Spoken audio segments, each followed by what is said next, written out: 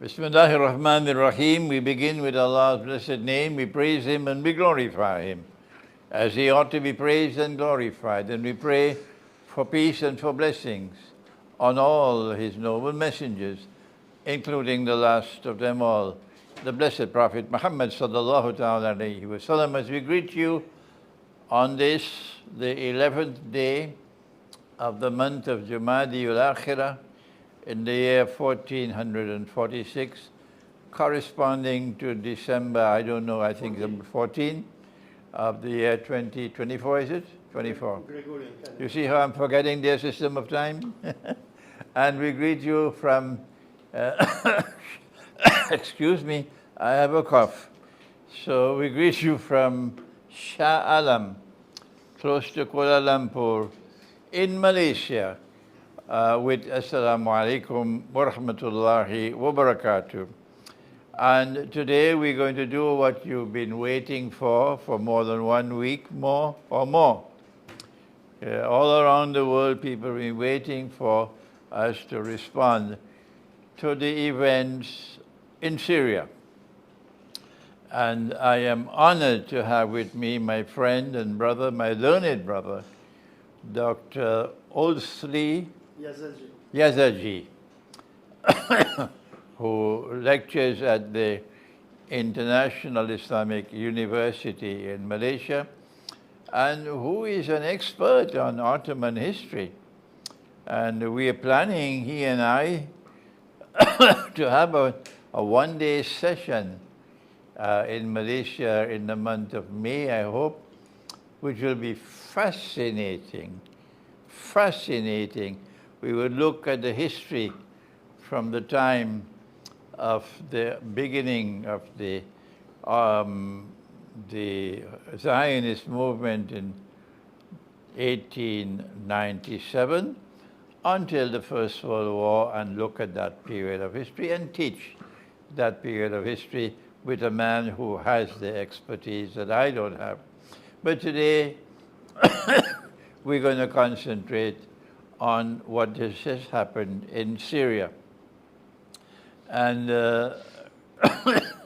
you'll have to excuse me, I will do less of the talking because of my cough, and we have to ask Dr. Olsi to do most of the explanation. But he will want to also go back in the background of what has happened, and that is where he has his expertise. So let us begin with Allah's blessed name, and I want to invite Dr. Olsi now to give his introductory comments on the subject. Okay, Sheikh Imran, thank you very much for inviting me, and I would like to salute all our viewers. And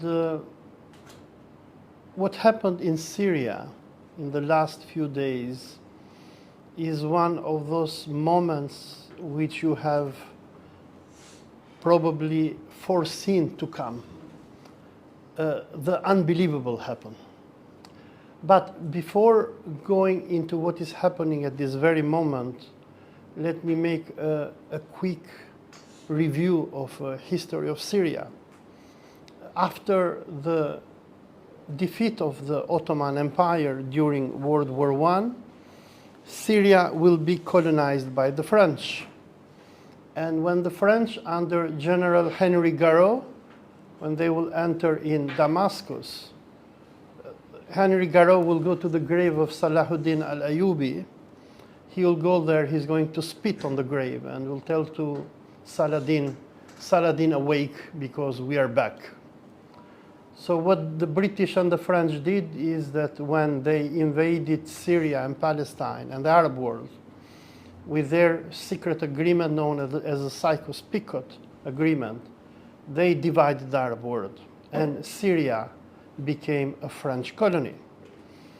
Under French colonization, Syria was divided into 6 states. The French used the tactic of divide and rule, so they created the state of Damascus, the state of Aleppo, an Alevi state, a Druze state,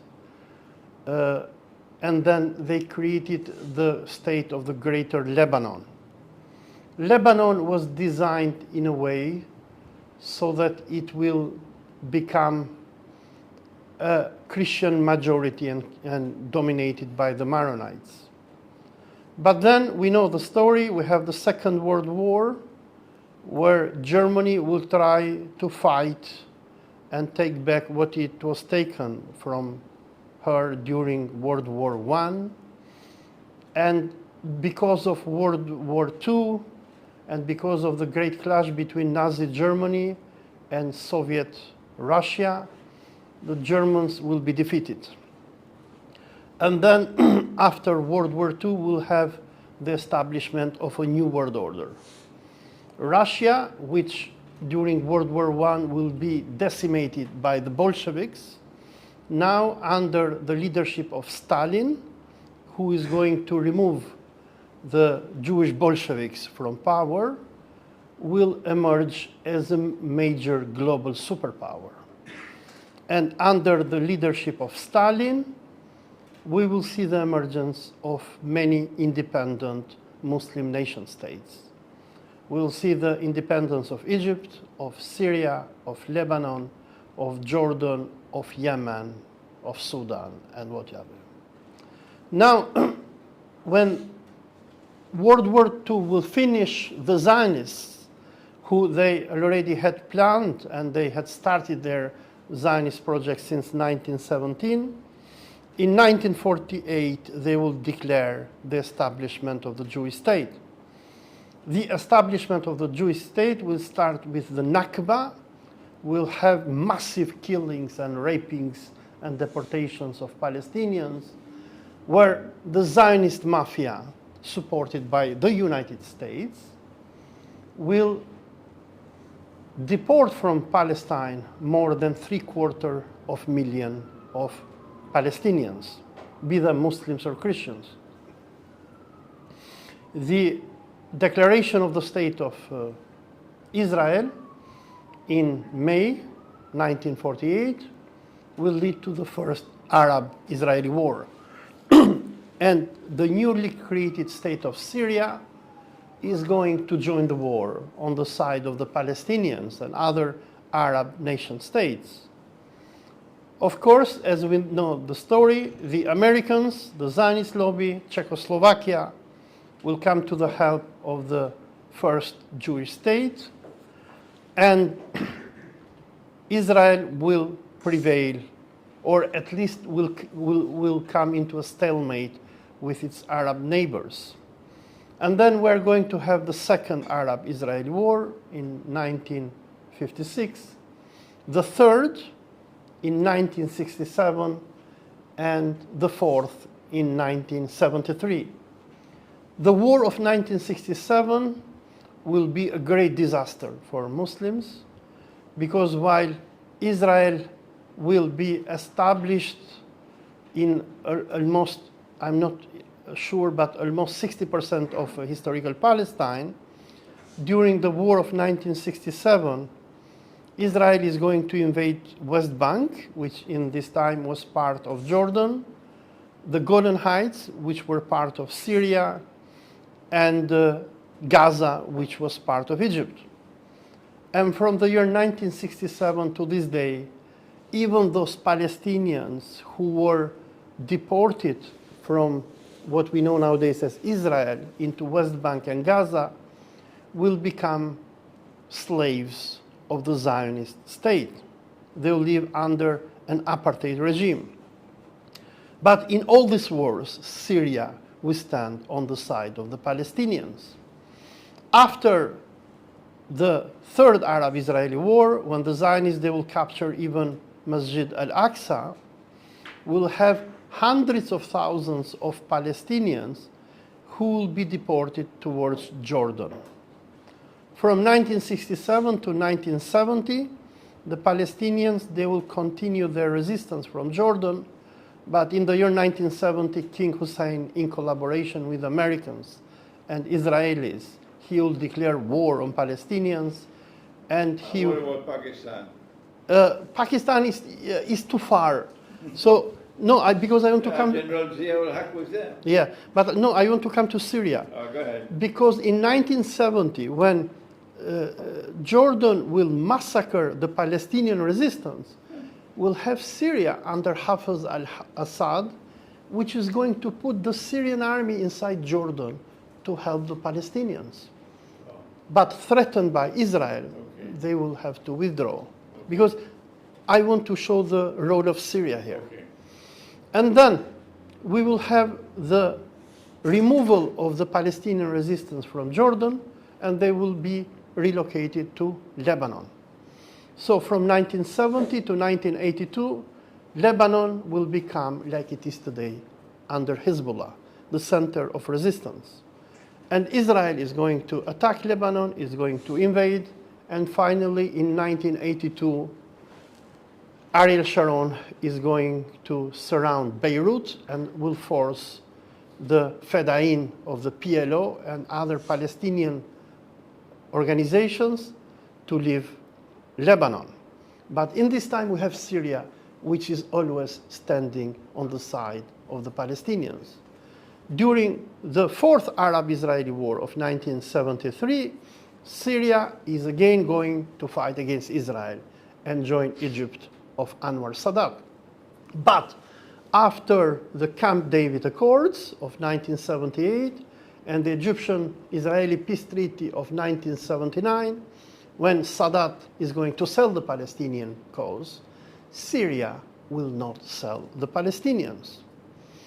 And after the Israeli invasion of Lebanon, which will last until 2000, it will be Syria which is going to support the Palestinian resistance, and it will be under the supervision of Hafez al-Assad that in 1982, after Israel will think that they defeated the Palestinian resistance, that Imam Khomeini will create the Hezbollah. And Hezbollah will be supported not only by Iran, but also Syria of Hafez al-Assad. And Syria, until 27th of November 2024, which means how many days before? Today is 14, which means, help me, 17 days or 18 days before, was the last Arab country neighboring Israel, which was in a state of war with Israel and never signed peace with Israel. And what will happen is that after the establishment of Hezbollah in 1982, Syria will become a very important Arab nation state which is going to stand and support the resistance for the liberation of Palestine.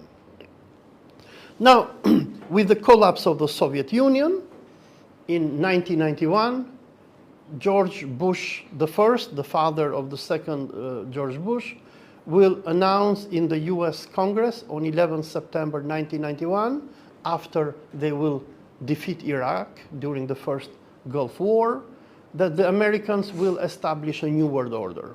A what? A new world order. And in his speech in front of the US Congress, George Bush will declare that we no longer have a stalemate when it comes to the United Nations because the Soviet Union is not there. And the time came for the Zionist America to shift its war from the war against communism to the war against Islam. And after the destruction of Iraq during the first Gulf War, and after the infamous speech of George Bush in the US Congress on 11 September 1991, exactly 10 years after, on 11 September 2001, we'll have the 9/11 attacks, which we all know they were staged. We just had a discussion. They were staged. Dan Hanley on 9/11, yes. So they were staged by the Zionist American Empire, like Nero in the ancient Rome, who burned Rome in order to blame the Christians. Bush II copied the same textbook of the Roman Empire. But what will happen starting with Bush I, the American empire is going to declare a global war on Islam. But at first, the Zio-American empire will go against Arab nation states. So they will have the first Gulf War, and then the second Gulf War. Then we'll have, before that, we'll have 9/11 and the invasion of Afghanistan. Then we'll have the destruction and the division of Sudan, destruction of Somalia, the civil war and division of Yemen, the killing of Muammar al-Gaddafi in 2011 by NATO. So, like General Wesley Clark has shown, that after September 11, 2001, the Zionist American empire thought that it was ready to give the final blow to the Arab world, which they did it. But the only country which held until 27th of November 2024 was Syria. But what the Americans did in the era of the Obama administration, when you, Shay, in the time you became very famous because you foresaw what was coming, the Zionist American empire made an alliance with the Wahhabi Takfiri groups, and they unleashed this medieval beast against the Arab states. I like that term, medieval beast. Yeah, it is a beast. I call them the Dajjal's warriors. Yeah, but they're a beast. And this medieval beast was used against Egypt. They planned to divide Egypt, but later they changed their mind because they saw that Egypt could become much more dangerous divided. They unleashed this beast against Tunisia, against Libya, and against Syria. So Syria had to witness one of the most brutal wars in the modern history of humanity. It was a civil war, where these beasts of organizations like ISIS or Daesh, Jabhat al-Nusra, Al-Qaeda, and whatever CIA knows how to form and create, they started mass killing Muslims and Christians, raping people. And as we speak, as of today, the population of Syria, which before 2011 was around 22 million, if I'm not wrong, today only 10 million are left. 10 million. 12 million Syrians were forced to leave Syria. And 6 million of these are in Turkey, and around, if I'm not wrong, 3 million should be in Germany. So what happened is that Israel achieved one of its most impressive successes in modern history, because we know what the Zionists want. They want to create the Eretz Israel, or the Greater Israel. And this Greater Israel should extend from Iraq to the Nile River in Egypt. But Syria, after the 1979 peace treaty that Israel will have with Egypt, Syria was the greatest headache for Israel, because Syria was standing next to Israel. And after the toppling and killing of Saddam Hussein in 2003, Syria joined the so-called axis of resistance built by Iran, where we'll have Iran, Iraq, the Shia militias of Iraq, Syria, Yemen, Lebanon, Gaza, which are going to form the axis of resistance.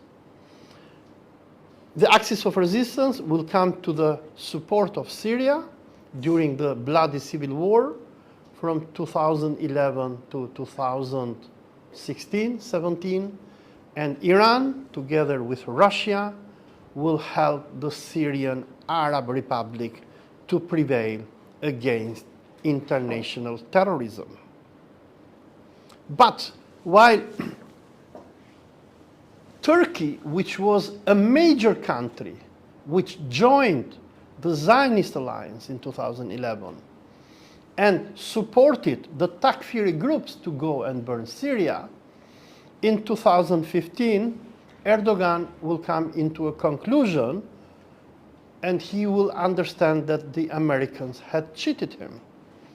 Because when the Turks joined the war against Syria in 2011 and 12, they were promised by the Americans that they will become the new pashas of Aleppo and Damascus.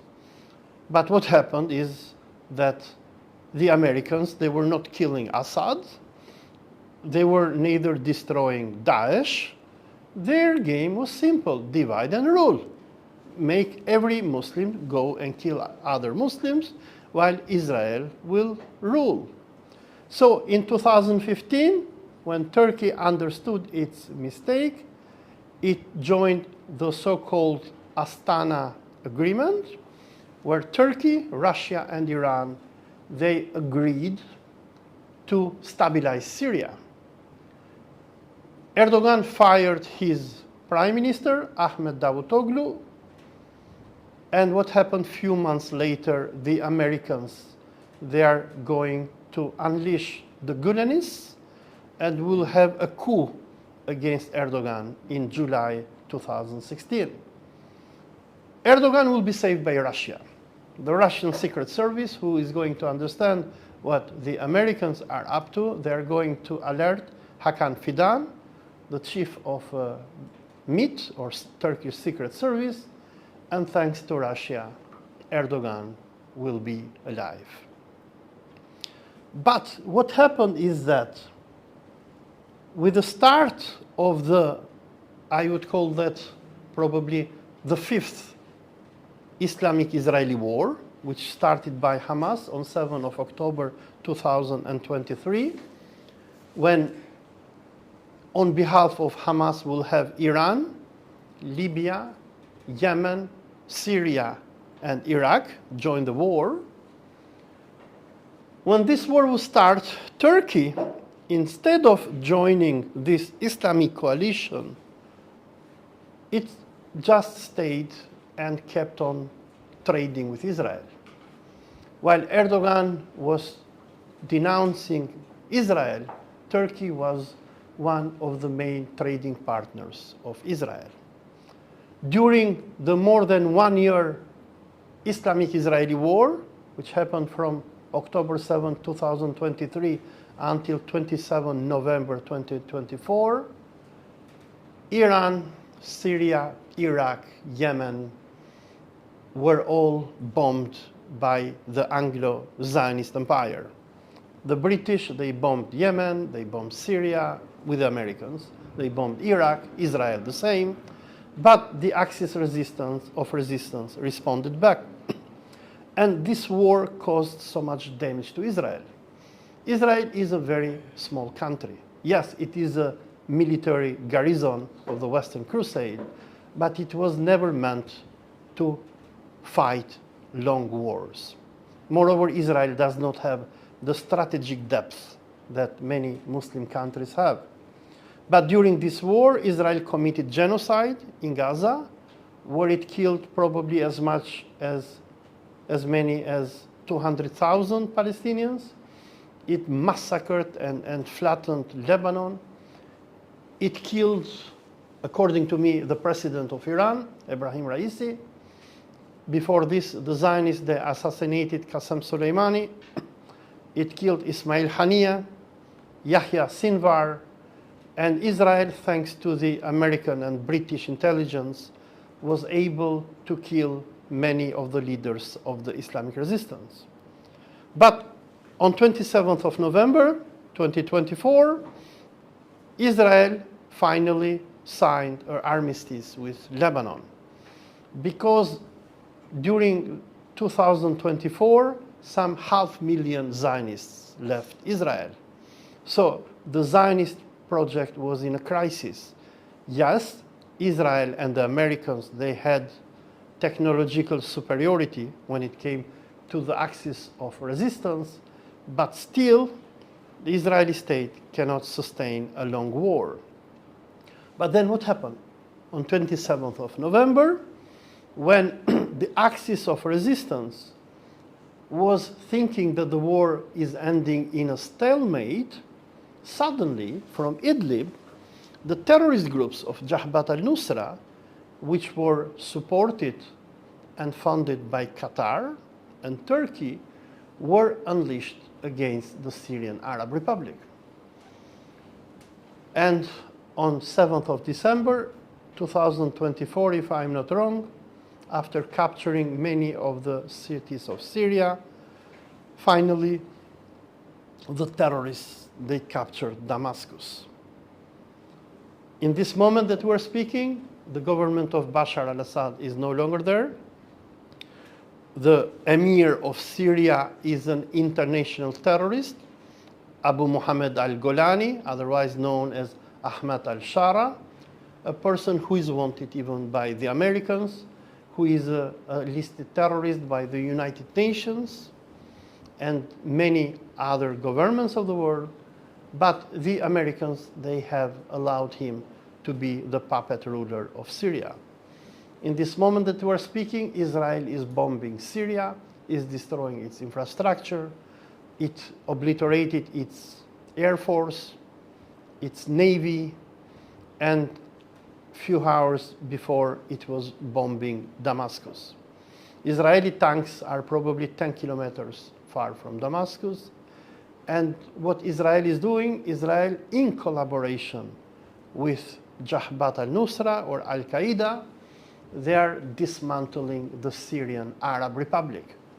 Israel is now colonizing Syria, and Netanyahu and Israeli leaders, they are very happy because while on 27th of November 2024, they didn't reach what they wanted in their war with the Axis of Resistance, what Turkey, Qatar, and Al-Qaeda did to them was the greatest gift given to the Zionists. And the new government established in Damascus by Abu Muhammad al-Golani have declared peace or neutrality towards Israel.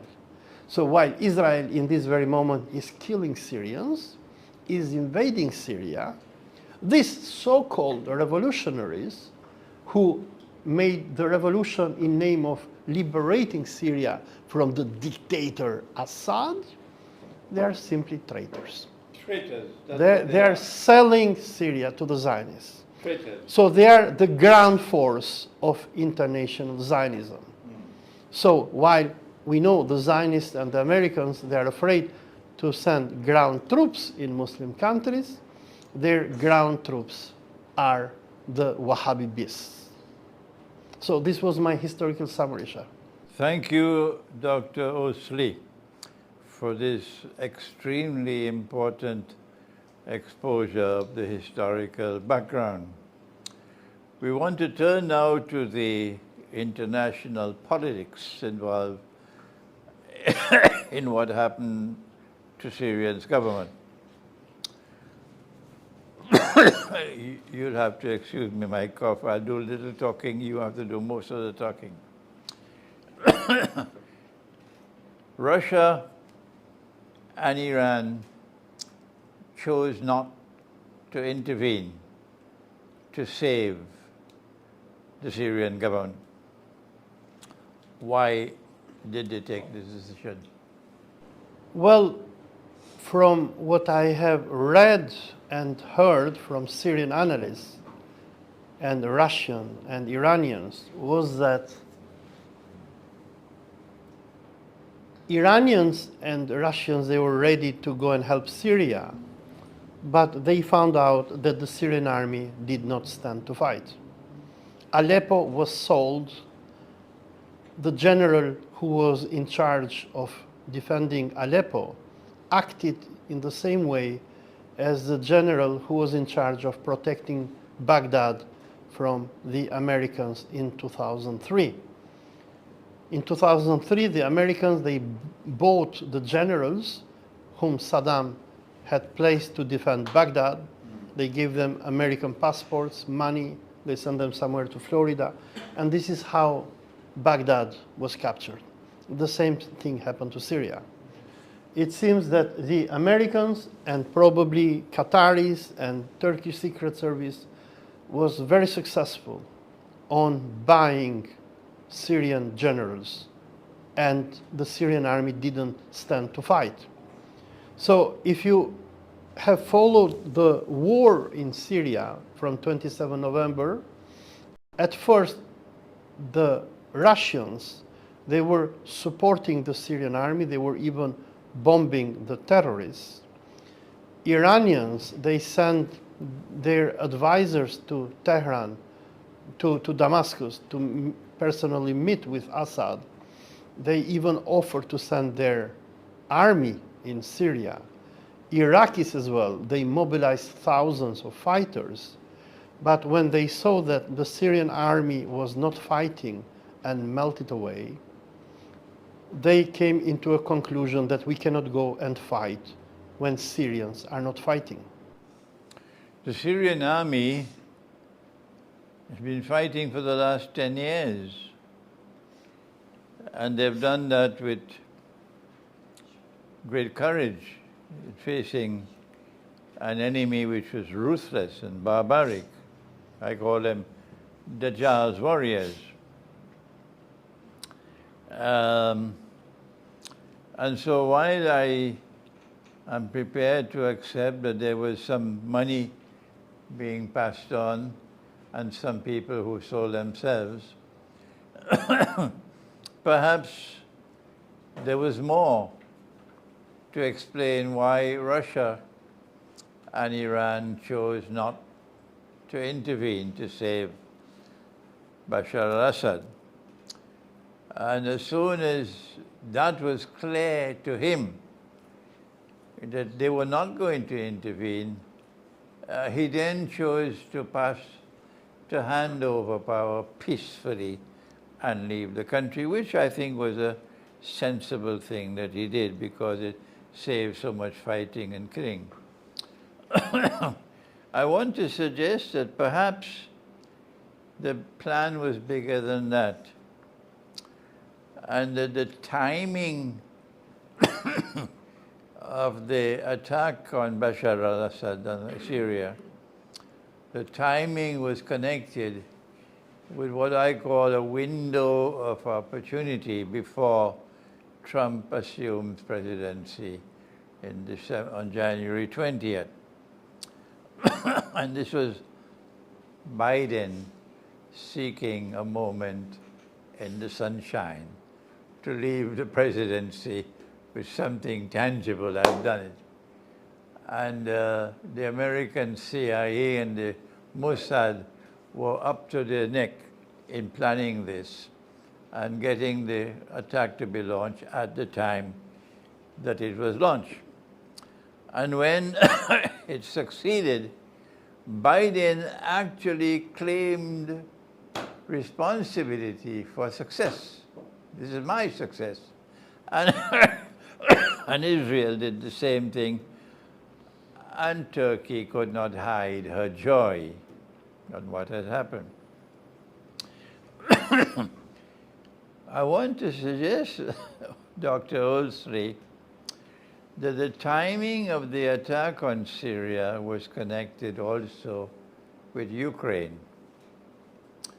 That Trump had already broadcast 24 hours of the day that if I win the election, I become president, I can stop that war in 24 hours. And if January 20th were to come and Trump does not show to the American people something tangible about ending the war, the American people are going to turn against him very quickly. Very quickly.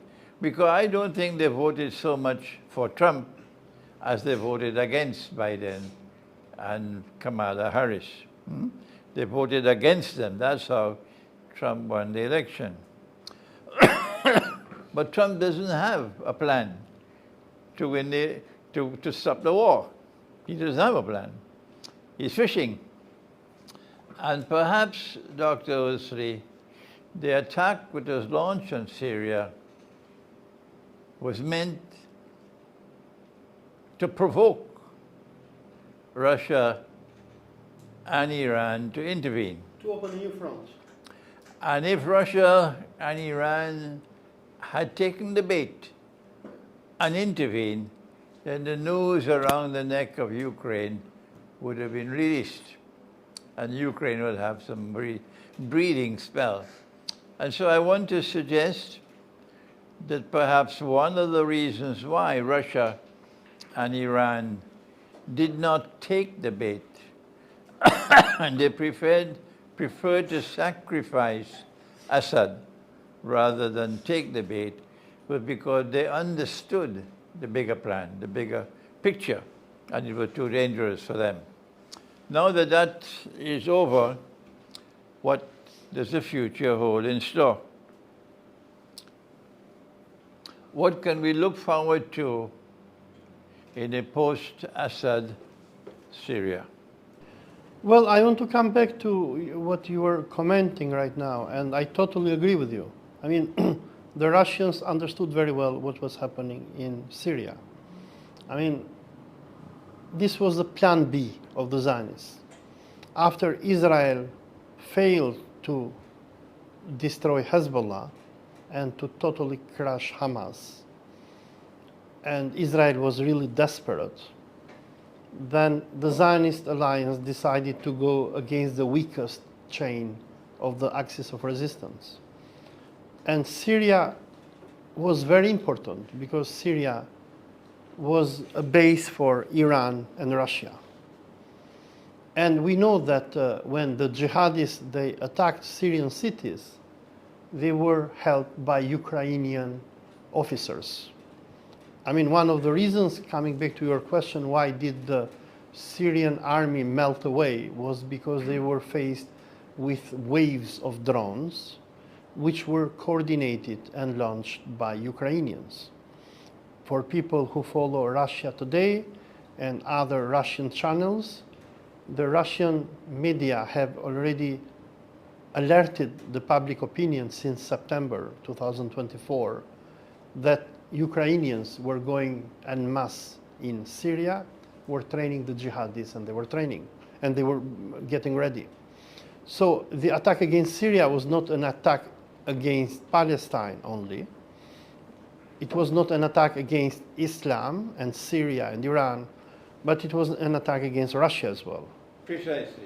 And like you correctly pointed out, they wanted to trap Russia and Iran to turn Syria into a second Afghanistan.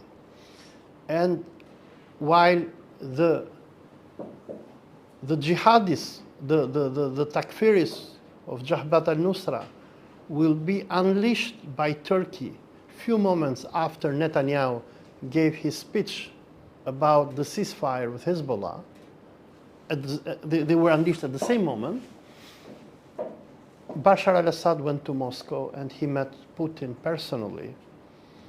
And he went on 28th of November. And after returning to Syria, probably he knew what was coming. And as we have seen, he had prepared himself to evacuate. But what the Zionist empire wanted to have Syria turn into a second Afghanistan for Iran and Russia, I think that what the Russians did by calling Assad to go to Moscow is that they called the Turks to come in. And we are going to see in the coming months that Syria will not have peace. Syria will not have peace. Syria is becoming a second Afghanistan where we will have everyone fighting against everyone. Right. We'll have the Turks who they fell into the trap because now they have to maintain Syria. They have to stabilize Syria. Who is going to fund them? Qatar? For how long? So we'll have the jihadists supported by Turkey and Qatar, the Jabhat al-Nusra or Tahrir al-Sham.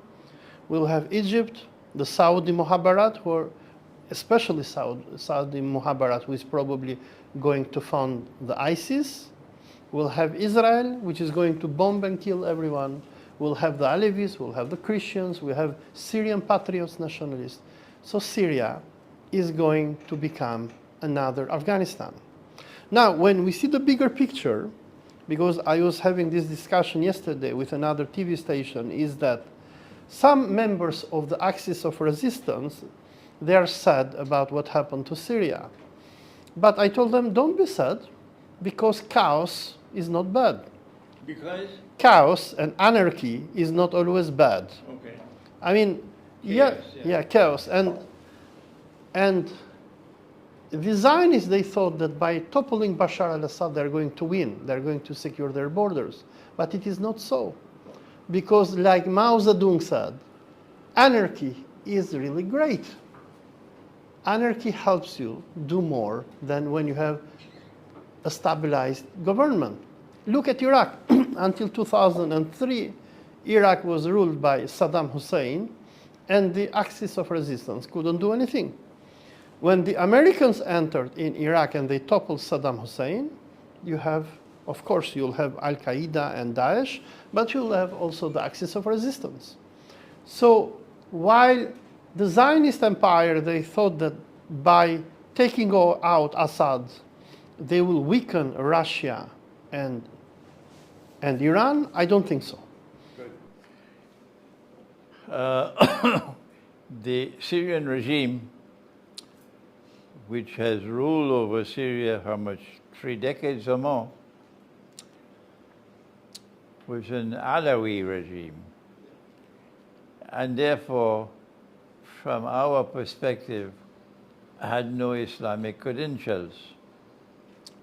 Alawi is far removed from Islam. Yeah. The positive thing about what has happened is that while we mourn the collapse of a government which was resisting Israel with credibility, we mourn the collapse of that government.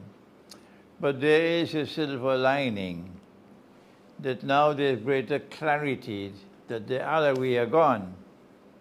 And as you just mentioned, that Syria would now become another Afghanistan. I was saying Syria is going to become another Libya, meaning a civil war. In Afghanistan, it is not so much a civil war, but a fight against the Americans. But in Libya, it's certainly a civil war. And we are now anticipating that that is what is going to happen in Syria. And the forces of Islam are now going to be able to emerge with greater clarity than was possible before. So this is one of the positive things which has happened. But now for the future of Syria, we're seeing Israel destroying Syria's military capacity to resist Israel. And it's going to take a long, long time before Syria can ever pose a threat to Israel. But I want to concentrate now on Syria's territorial integrity and what is likely to now happen with both Israel and Turkey attempting to grab parts of Syria, and how is Iran likely to respond? Well, what happened on 27 November 2024, in my opinion, what Erdogan did is one of the greatest mistakes in his life. There was an agreement between Netanyahu and Erdogan, but we don't know the content of it, but history is going to tell us. But what happened on 27 of November, there was like what Hitler did with Stalin during World War II, the so-called Ribbentrop-Molotov agreement, when the Soviets and Nazis, they divided Poland. Poland, yeah. Yeah. So the situation in Syria is very similar to the Ribbentrop-Molotov agreement. So Erdogan and Netanyahu, they agreed to divide Syria. But we know what happened after the Ribbentrop-Molotov agreement. Hitler went and attacked Soviet Union. So what I foresee that is going to come is that Turkey is next. Turkey is next. Next. Yes. I mean, look, while Israel is bombing all Syria, and probably in the coming few weeks we might see Israel probably even invading Damascus or the areas around Damascus, because I mean the Zionists, they say it openly. They say that Damascus area and Syria belongs to them. We are going to see a major clash between the terrorist groups supported by Turkey, by fighters of the Axis of Resistance, and there will come a moment when Turkey will have to intervene to support its jihadists. Now, the reason why Turkey entered in Syria was because the Turks knew that Israel was supporting PKK and the Kurds. So, Turkey sold Palestine for Kurdistan, to say it simple. Because the Turks, in their foreign and internal policies, they don't care about Palestine and Islam. They are like the Jean Turks. They are nationalists. Nationalism, Turkish nationalism. So while Erdogan talks about Islam and Palestine, if you see to what they practically do is that they take care only about their nationalist agenda. Their God is a Turkish God. They follow the path of Ataturk. So you can see from Turkey's intervention in Azerbaijan against Armenia, Turkey's intervention in Cyprus, the military conflicts that the Turkish Republic has done since its creation have never been about Islam, have been about pan-Turkism. And Turkey's entry into Syria was because they knew that the Americans and the Zionists, they wanted to create a Kurdish state, and Turkey entered in Syria in order not to allow this Kurdish state to be created. Yeah. But now what is going to come is that, like Stalin and Hitler, they had disputes about the way how they were going to divide Europe. In this moment, Turkey and Israel are in a direct conflict. Erdogan made the greatest mistake of his life by entering into Syria. Assad was the best person for everyone. He was the best for, not probably the best, but he was the good guy for the Iranians, for the Russians, but for the Turks as well. Because Syria was serving as a buffer state between Israel and Turkey. But now, and we know the arrogance and the power of the Zionists, mark my words, Turkey will be next. And when Turkey intervened into Syria, then I was reminded of your words, Sheikh, and the hadiths that you mentioned, where our Prophet ﷺ mentioned that Istanbul, Constantinople, is going to be invaded. I do not know who is going to invade Istanbul. Will it be the Zionist empire? It's not Istanbul. Yeah, you call it Constantinople. لَتَفْتَحَنَّ الْقُسْطَنْطِنِيَّةَ. You will most certainly conquer Constantinople. وَلَنِعْمَ الْأَمِيرُ أَمِيرُهَا وَلَنِعْمَ الْجَيْشُ ذَلِكَ الْجَيْشُ. You will most certainly conquer Constantinople. And he praised the army and he praised the commander. And that conquest of Constantinople is prophesied to take place 7 years after the Great War, which is around the corner. Another hadith speaks of 7 months. All right? And I don't think Erdogan is going to be on this side in that war. He and his people are going to be on that side. And the Muslim army will sweep them away. My Islamic eschatological analysis of that war is that we will conquer Constantinople so that we can return Hagia Sophia to those to whom it rightfully belongs. That what the Ottoman Empire did in taking a Christian cathedral and converting it into a masjid was shameful, was disgraceful, and sinful. But you know my views on this subject. And when excuse me, when we return Hagia Sophia to the Orthodox Christian world, that will cement the friendship and alliance between our two peoples. Dr. Olsi, my book, The Quran and Russia's Destiny, which I wrote after meeting with Russian Foreign Minister Sergei Lavrov, and he asked me to write on the subject. That book, we were waiting for the foreword to be written by Professor Alexander Dugin. He's finished that. He wrote a beautiful foreword. And that book should go to the printry here in Kuala Lumpur in the next few days, inshallah.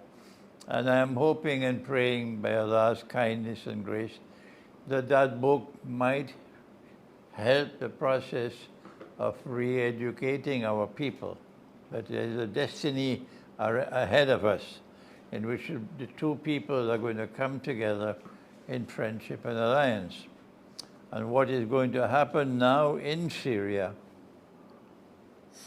in the civil war which is coming, is connected with the alliance between Muslims and Christians, which is with which history will end. My cough is now bad, and if any of you have any questions to ask Dr. Olsi? Before going to questions, I just wanted to add something about Dugin, because after Damascus fell, Alexander Dugin wrote on his Twitter profile that, if I can paraphrase it, that he was very upset with Erdogan, and he told him, "We saved you in 2016, and you stabbed us in the back, but we're not going to save you again." And also Dugin said that what is happening today in Syria and in Palestine, we have, if I'm not wrong, 3 or 4 eschatological views competing each other. We have the Zionists, who they think that this is their time and Mashiach will come. We have Muslims, who they think that this is Akhir Zaman and Dajjal is coming. And we have the Christians, who are fighting to liberate Palestine and the Holy Land. So what Turkey did by, in a way, betraying Russia and the axis of resistance is probably one of the greatest mistakes in the history of the Turkish state. Like you said, the Turks, in this very moment, they are not on the side of Islam. They are on the side of the Zionists. Turkey worships a Turkish God. But the problem is that Turks, they don't want to learn from history. In 1918, Istanbul was invaded by the Zionist alliance until they... 19? 18. Yes, after the armistice of Mudros. And the last Ottoman Sunni Caliph was taken hostage by the British. And they kept him as a hostage in Istanbul until they made sure that Ataturk is going to create his republic and will outlaw the caliphate and sultanate. So the Turks, they didn't learn from history. You can never trust the Anglo-Zionists.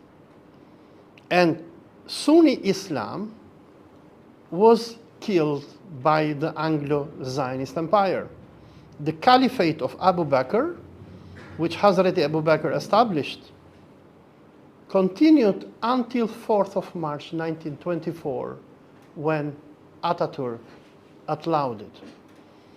And Erdogan, which claims to be a pious Muslim, what he did, unfortunately, today, he is like Sharif Hussein, who in 1916 betrayed the Ottoman Caliphate and joined the Zionists. And we know what is the and we know what was the end of Sheriff Hussein. £7 million they got. And we know what was the end of Sheriff Hussein. Yeah. And we also know what was the end of Saddam Hussein, because And Abdulaziz ibn Saud as well. yes, but Israeli government, the foreign minister, who is now Minister of Defense, Israel Katz, has officially warned Erdogan that you are going to end up hanged like Saddam Hussein. So the Zionists today, they are using Turkey and Erdogan like they used Saddam Hussein against Iraq from 1980 to 1988. And in one moment, well, when they will no longer need him, they will make him face the same fate as Saddam Hussein. Well, I think Russia has no alternative now but to re-examine our relations with Turkey and Erdogan. And the eschatological input into this is that there is this conquest of Constantinople which is coming, and I believe that is going to cement the friendship and alliance between the world of Islam that follows Nabi Muhammad alayhi salatu wasalam and the Orthodox Christian world led by Russia. And my book, the foundation of the book, is the declaration that Russia today is room of the Surah Room of the Quran. All right, so we are we are now located at a moment in time with what is happening in Syria has not ended. There's more to come. There's likelihood perhaps of an attack on Iran.